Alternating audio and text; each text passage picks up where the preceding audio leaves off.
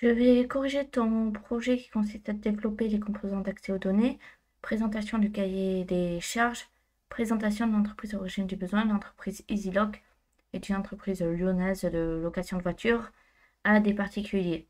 Elle a connu une croissance importante ces dernières années. Sa directrice veut ouvrir une nouvelle agence à Nice et a donc entrepris de numéroter les données de son entreprise. Elle a pris conseil sur une ingénieure en HGPD qui lui a conseillé une répartition en base de données SQL et NoSQL. Alors moi je recommande de faire que SQL.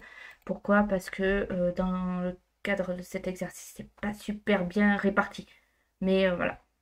En attente d'équipes de développement supplémentaires, elle a besoin d'une bibliothèque de gestion de base de données qui sera utilisée par les équipes front-end et back-end pour accéder aux données de ces agences pour la gestion de location de véhicules et des paiements.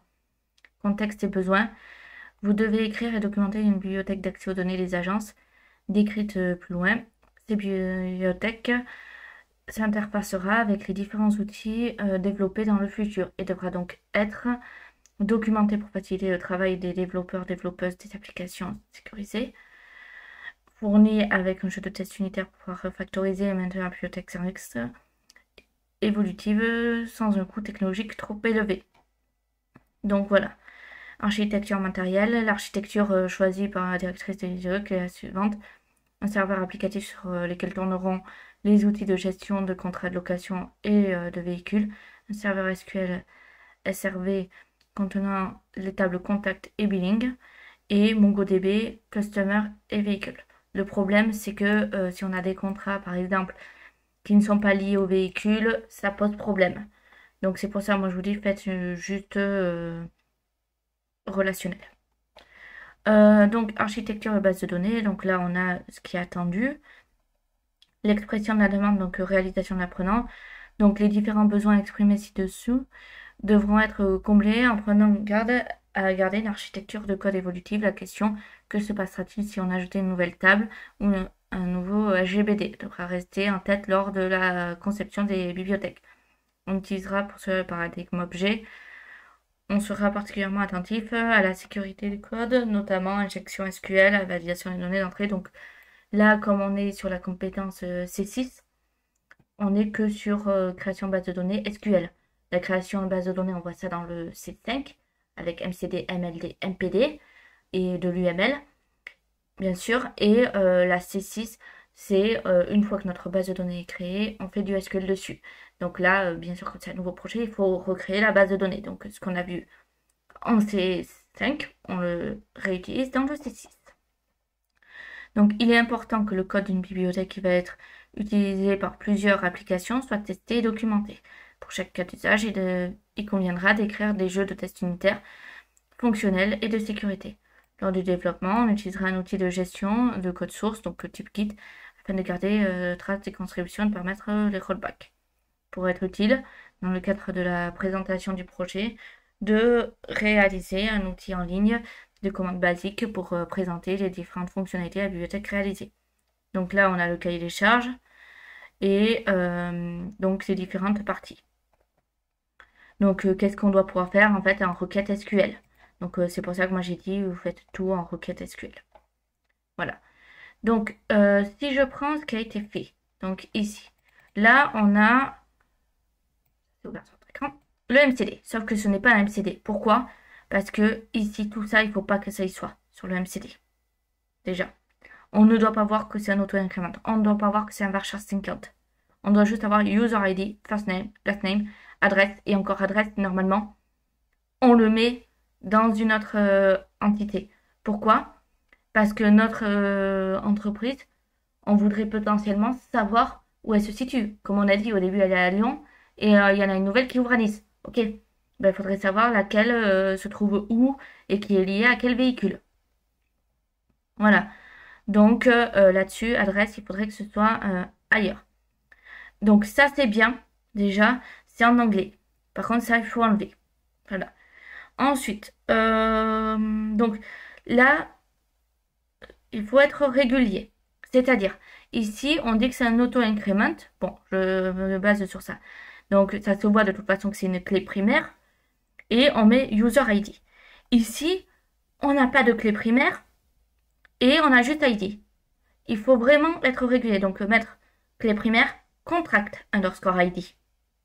Donc, là, véhicule UID, non. En théorie, ça ne se met pas. User ID non plus. Pourquoi? Parce que ça, c'est les clés étrangères. Donc, on ne les met pas. Les clés étrangères ne se mettent pas dans un MCD. Ça apparaît dans le MLD. Donc voilà, là déjà ici, il manque notre clé primaire. Ensuite, User ID non plus. Ici, c'est pas bon. Et c'est surtout pas un auto-increment. C'est véhicule underscore ID. Et là, pareil. En fait, ce MCD, il y a beaucoup d'erreurs.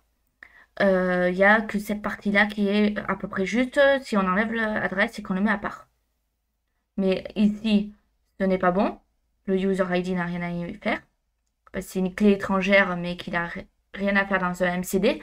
Là, c'est véhicule ID en auto-increment, et ça serait juste. Le billing, ça serait billing ID en auto-increment. Là, ça serait contract underscore ID en auto-increment également, et on enlève ça ici. D'ailleurs, si on met, donc là, on peut voir que ça a été mis ici, donc là aussi, il faudrait l'enlever, etc. Si je prends le MLD, donc comme on peut le voir ici, tout d'un coup, on a, donc là, on a notre user ID, puis on a un autre truc qui apparaît. Donc là, c'est normal parce que tu as mis un N, mais le problème, c'est que comme tu n'as pas spécifié qu'est-ce que c'était comme clé primaire, donc contract underscore ID, là, ça te met juste ID. Et résultat, tu sais plus. Donc c'est pour ça, moi, je te conseille de mettre contract underscore ID également ici. Ça, on enlève.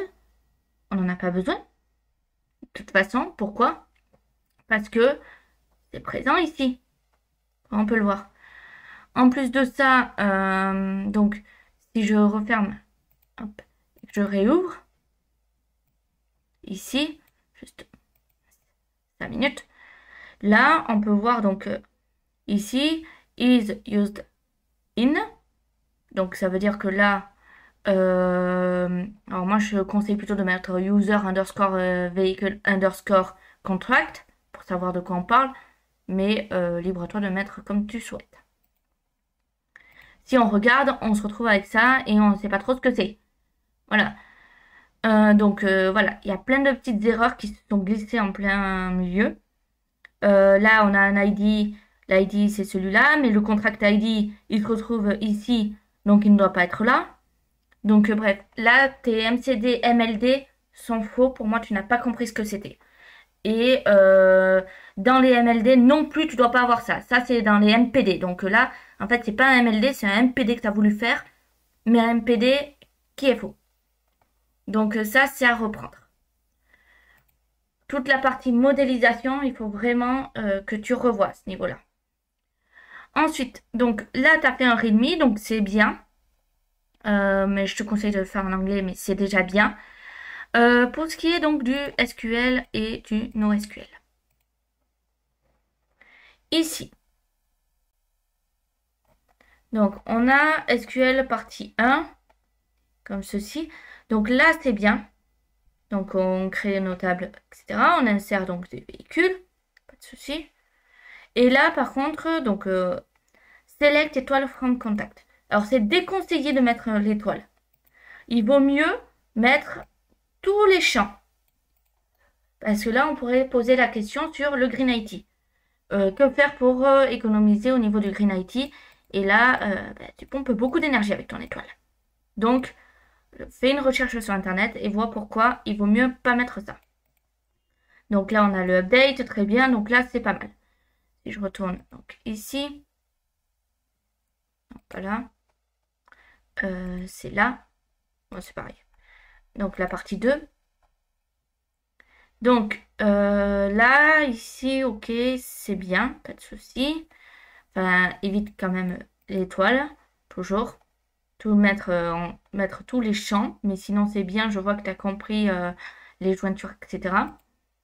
Donc là, pour le NoSQL, donc c'est du JSON, donc rien de particulier en soi. Bon, je pense que niveau SQL, ça va à peu près. mais il faut que tu révises vraiment tout ce qui est conception.